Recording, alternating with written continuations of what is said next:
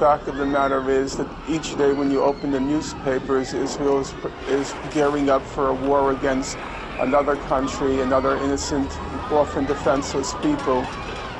This past week they talk about a second attack, or Operation Cast Lead 2 against Gaza.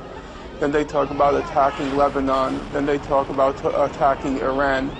I think it is correct to say that in the modern world, the contemporary world, there is really no state quite like Israel. Israel is off the cliff. It's become a lunatic state. America and Israel share an unbreakable bond. AIPAC is one of the reasons why. All of us share a fundamental belief that the freedom and security of Israel are a vital interest of the United States of America. We need you now more than ever. Between 2000 until 2009, around 6,700 children were detained. That's not a mistake. That's not something that's confusing to the Israeli military. Children are being abused throughout. Are they being targeted? They are being targeted.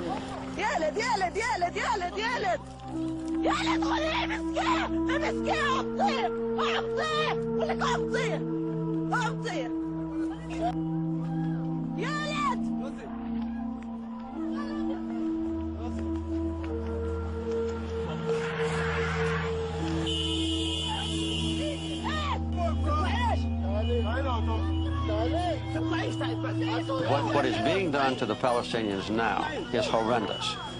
In their own territory, by the occupying powers, which is Israel. They've taken away all the basic human rights of the Palestinians.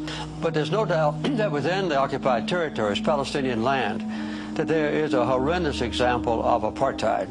כל רמאללה זה ג'ונגל, יש שם קופים, כלבים, גורילות. הבעיה שהחיות עכשיו סגורות שם, הם לא יוצאות. מה? לא, אנחנו בני אדם, הם חיות. להם אין צלם אנוש, לנו יש. זה ההבדל בין... מה? נצלם, אכפת לי, אני חושב, למישהו נראה לך. זה גם הרמטכ"ל יראה את זה. A three-day Russell Tribunal in Cape Town, South Africa, brought together key political and legal minds to determine that Israel is operating under an apartheid system. But people want more than this groundbreaking result. They want change. We are demanding Israel to stop this racist system and to change it, and to admit and recognize equal national and civic rights for the Palestinians, because it is our homeland, because we didn't immigrate to Israel, because it was Israel who immigrated to us, because we didn't immigrate to Israel, because it was Israel who immigrated to us.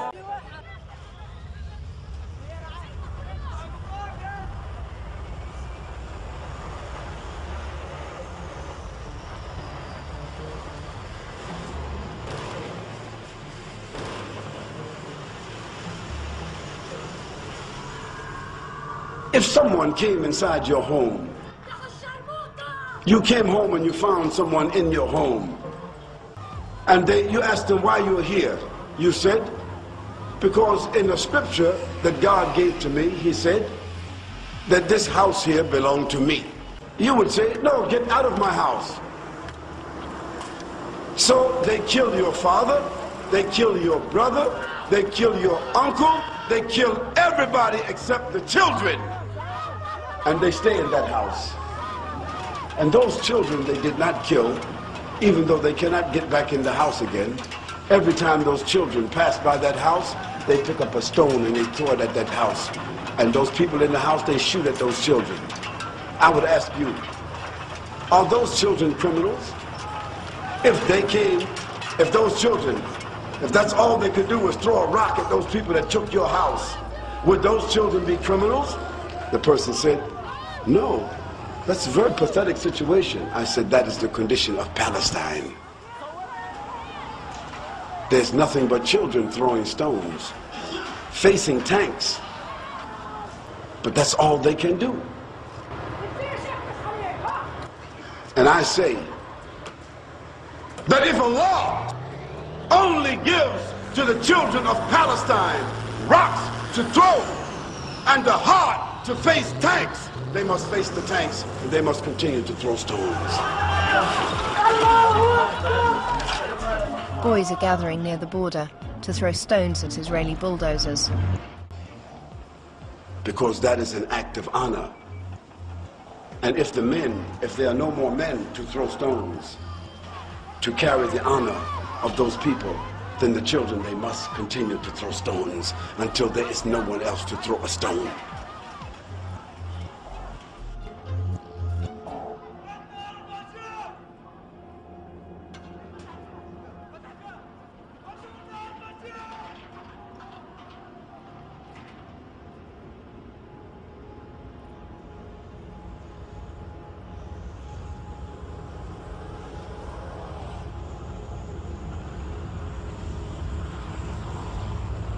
When my great-parents, came from Russia in 150 years ago, they came because there was a Bible in one hand. My great-grandfather from Dnipropetrovsk came with a Bible in one hand and a rifle in another, and his hand was extended to the Arabs who lived here. Some did make business with him, others who fought him had to meet the wrath of his rifle.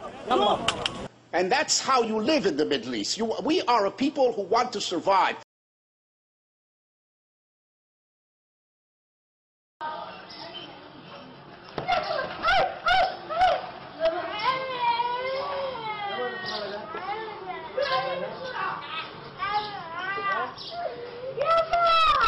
We succeeded in surviving because we were able to defend ourselves, to stand up throughout the centuries. Go ahead, Without Norman. that, we wouldn't have been there. That's why we are an endangered species. All right, let's go to Norman here. Go ahead. It is an oddity that you say you're coming and you want to live in peace with somebody. You come with a rifle in your hand. I often have friends visit me at my home, and when they come to my home, they don't come with a rifle. So did the first settlers in the United So States of you have to America. ask yourself, I appreciate Dr. Gissen's comparison because I think it's exactly right. The first Euro-Americans who came to North America came with a rifle in hand because they came with the intention of displacing and dispossessing the indigenous population. That's why they needed a rifle. And most Americans nowadays at least acknowledge the fact that what was done to the indigenous population of North America was wrong. And it's exactly for the same reason that Israel, or I should say Jews from Eastern Europe, had to come to Israel or Palestine with a rifle in hand, because their intention was not to live with the indigenous population, but to displace and dispossess it in order to create a Jewish state in an area which was overwhelmingly Arab. And I think pretty much everything that ensued after that followed from that basic fact.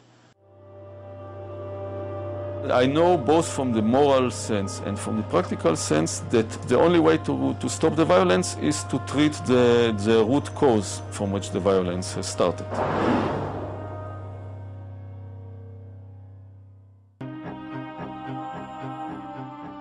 The number one myth that Westerners have about this conflict is that Arabs and Jews have been fighting for thousands of years and they're going to continue to fight. This is really quite bizarre because all it takes is a little bit of reading of history to find out that this just isn't true. There is no congenital historical enmity between the Arabs and the Jews. The Jews flourished in the Arab world at a time when they were being persecuted throughout all of Europe.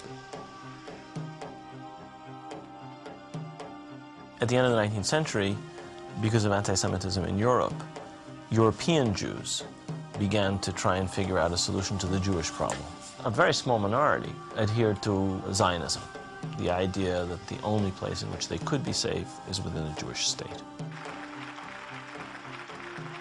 Zionist Jews actually had a design on the land of Palestine, the idea of creating a homeland for Jews in the land of Palestine. And this is really the beginning of the conflict. The concept for Jews to have a state is expressly forbidden in the Torah, in the Jewish teaching, since the destruction of the temple 2,000 years ago. We were told by the Almighty in a prophecy of King Solomon that we are forbidden to have our own entity, our own state, our own kingdom, even in an uninhabited land.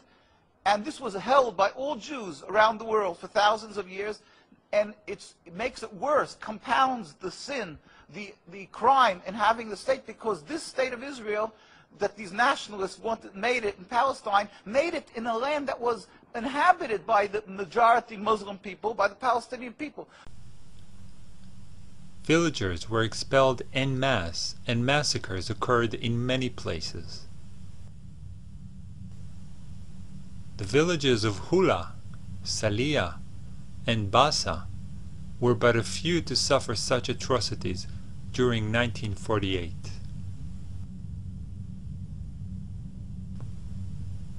Once Zionist troops occupied a village that resisted them, they would round up all the men according to lists the intelligence officers would provide. On the whim of the local commander, they would either shoot them or march them away.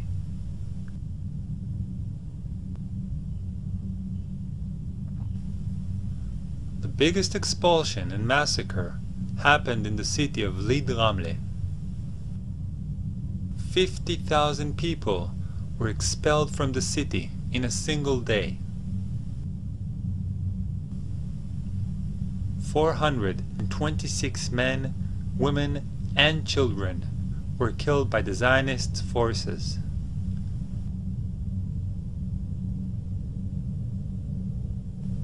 The general in charge of the occupation and expulsion of Lid Ramle was Yitzhak Rabin, who would later become Israel Prime Minister, serving 2 terms.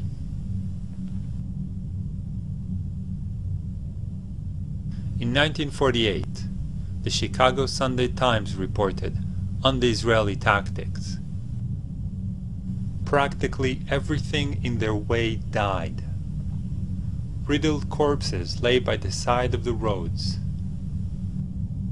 The New York Herald Tribune wrote, "The corpses of Arab men, women, and even children strewn about in the wake of the ruthlessly brilliant charge."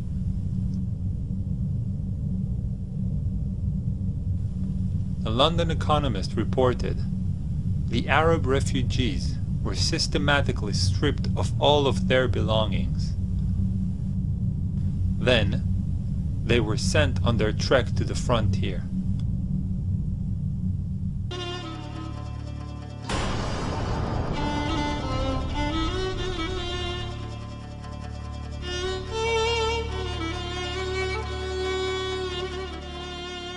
I was among the people that conquered Akov. We were walking around, we entered a flat. There was a pair of shoes of a small child, maybe 2 years old. They didn't have time to put on the shoes, so they left the shoes and they ran away. They left everything.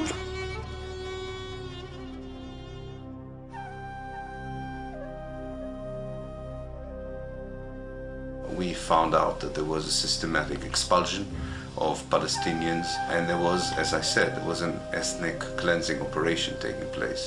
The most infamous campaign was the massacre at the village of Deir Yassin, where over 100 men, women, and children were systematically murdered. هذا البيت كان متخبين فيه أنا وولادي وأخويا موسى. ما كان لي أنا معيد أخوي موسى مشان نتونس بالله فيه. هذا البيت. أجي قال لي لما كنا في البيت كنا مش كسر خبطنا الكنبلة وجينا صورتنا وبنت الصواب تلبسها ولادي.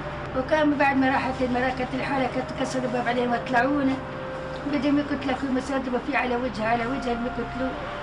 وتناولت 250 ليرة من عدة.